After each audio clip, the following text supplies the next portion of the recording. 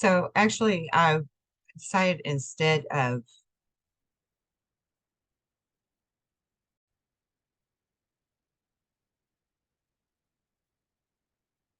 technical difficulties as usual. Anyway, I decided instead of just putting all of the pictures at the end of that video, I'm just going to sort of walk you through the pictures that I have. So if you'll give me just a moment, I'm going to get my screen ready. Okay, so know what these are titled without looking at them very well. But these are, and look, I'm froze like a weird cartoon person again, but I'm still going to carry on because I think this is all working where you can read on the screen. Some of Teeter's advice was to get a good first aid kit and learn how to use it. Find 5 people within 100 miles that you trust with your life and stay in contact with them. Get a copy of your U.S. Constitution and read it. Eat less. Get a bicycle and 2 sets of spare tires. Ride it 10 miles a week. Consider what you would bring with you if you had to leave your home in 10 minutes and never return. That's a bug out bag. All good advice, in my opinion.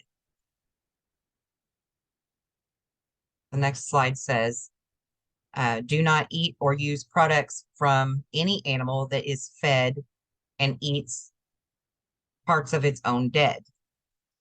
Uh, that was another thing actually that he predicted was mad cow disease being a thing.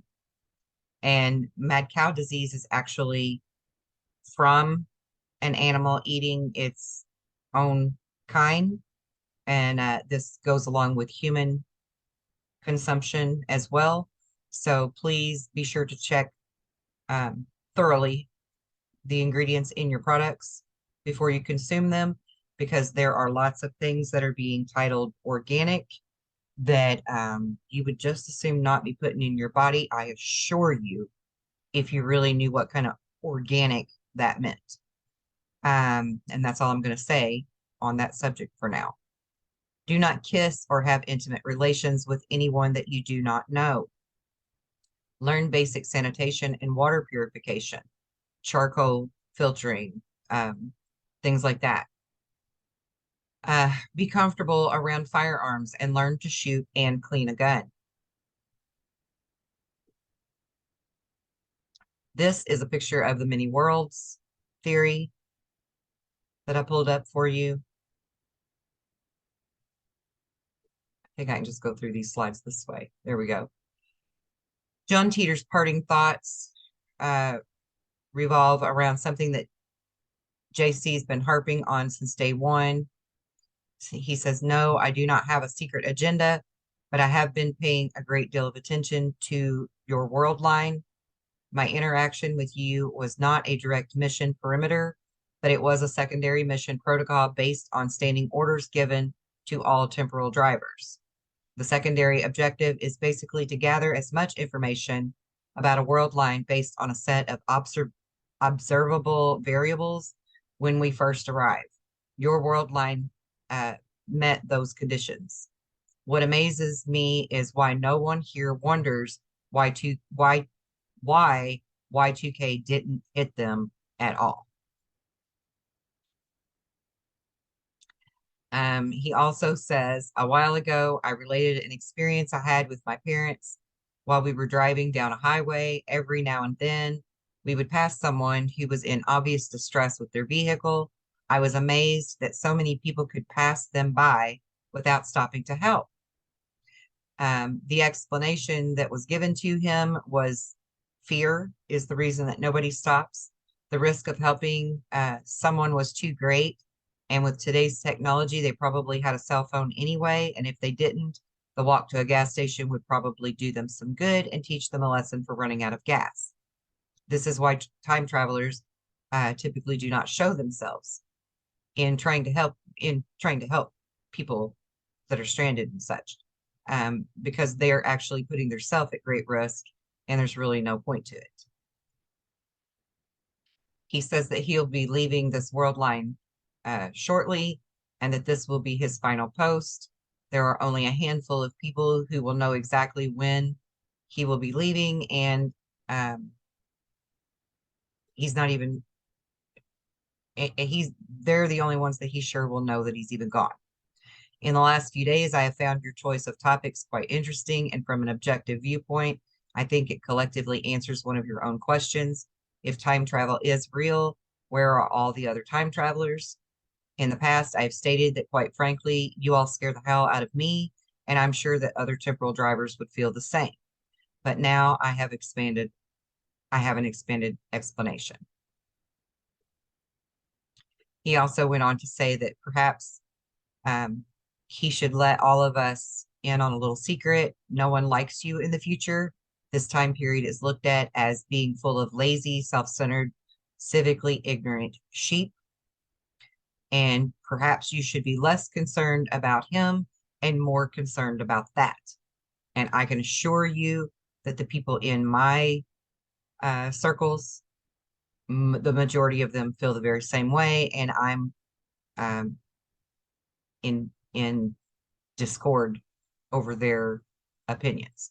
Though I can very well see their um, point of view on it as well. But that's my job, to be able to see everyone's point of view. And I just hate it that maybe if I move around here for a minute, shake my hands in front of the camera, it's gonna like pick me up. Hello, I am not a frozen cartoon. Wake up already. I don't know why it freezes me like that. That's stupid. Anyway, he says, my goal is not to be believed. Most people do not take news of war very well, but I find that everyone believes that it's inevitable. I watch every day what you are doing as a society while you sit by and you watch your constitution being torn away from you. You willfully eat poisoned food, buy manufactured products no one needs, and turn an uncaring eye away from millions of people that are suffering and dying all around you. Personally, I think it looks like you're driving under a rainbow. This was his answer to a question about what does it look like when you're actually time traveling. And he said that personally, he thinks it looks like you're driving underneath of a rainbow. After that, it appears to fade to black and remains totally black until the unit is turned off. We are advised to keep the windows closed as a great deal of heat builds up outside of the car. The gravity field also traps a small air pocket around the car that acts as your only O2 supply unless you actually bring CO2 compressed air with you.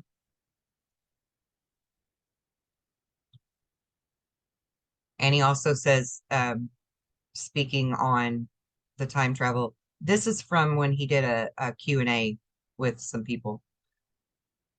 He says, no bright flash of light is seen. Outside the vehicle appears to accelerate as the light is bent around it.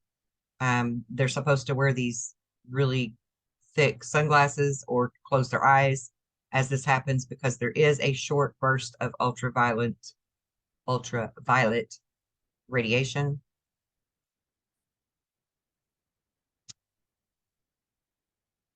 Let me move this down.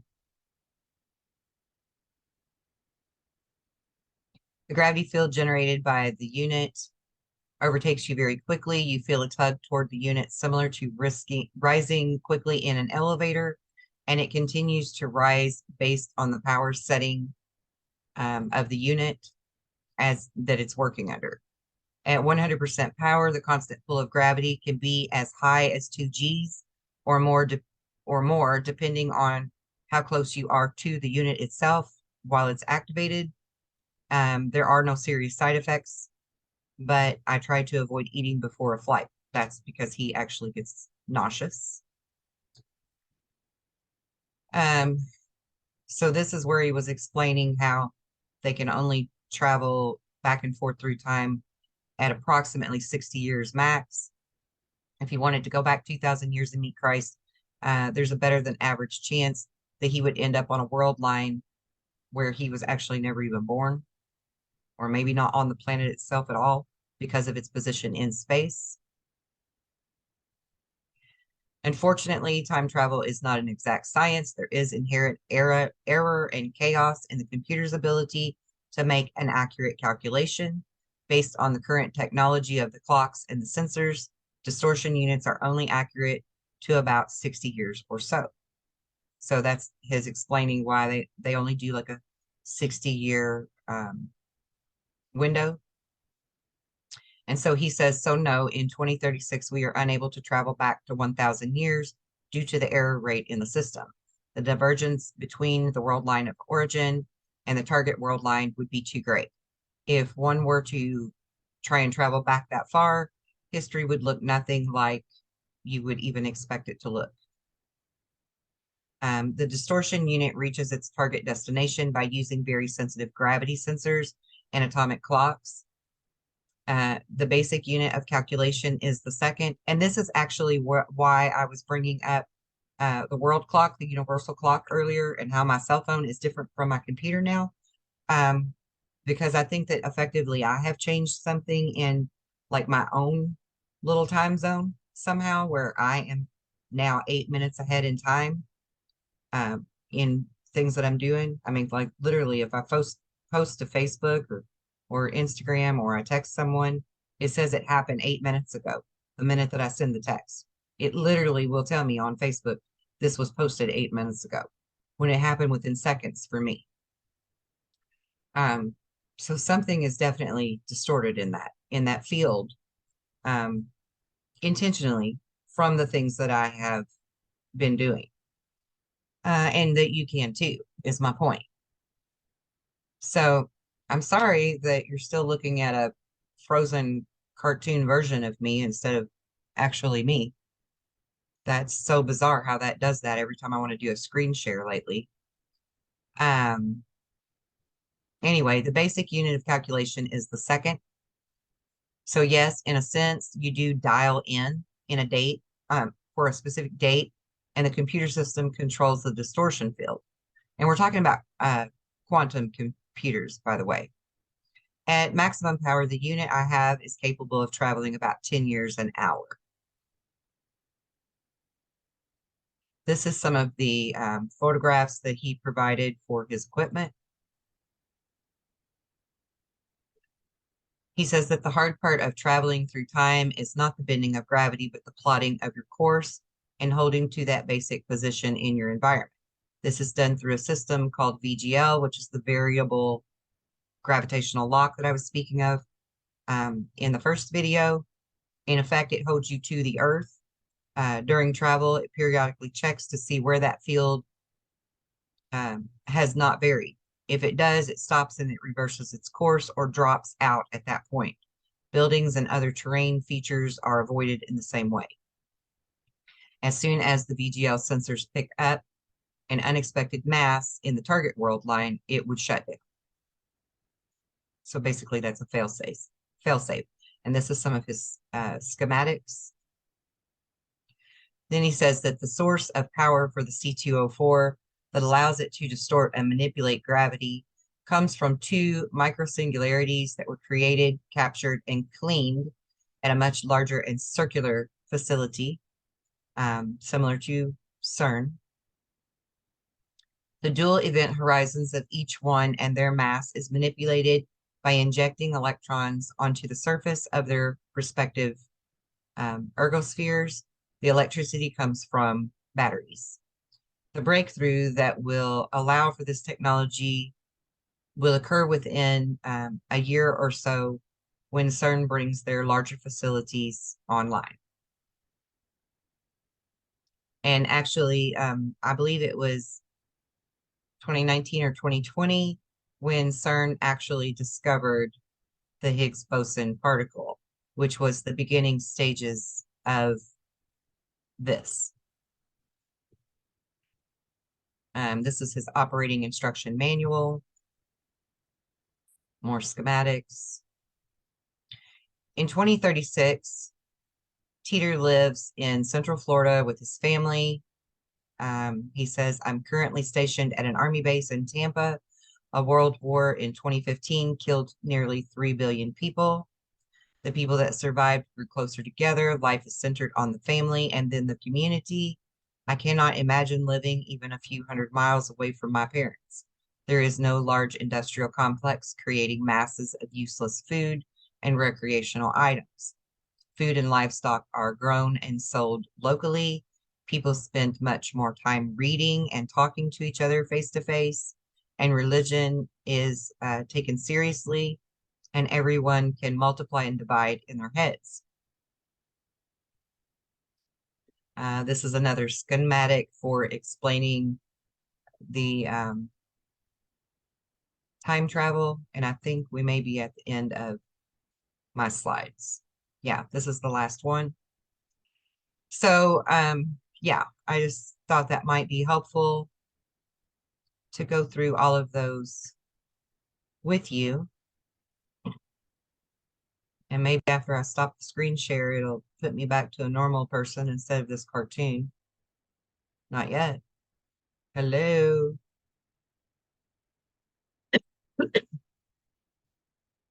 Oh, there I am. Ta-da! That is the weirdest damn thing. I don't even know what that is about. Anyway, I hope this was helpful and informative to go through it with you instead of just posting a bunch of pictures at the end of the other video. And I'll see you again soon in another one. Until then, be well and be blessed in love and light.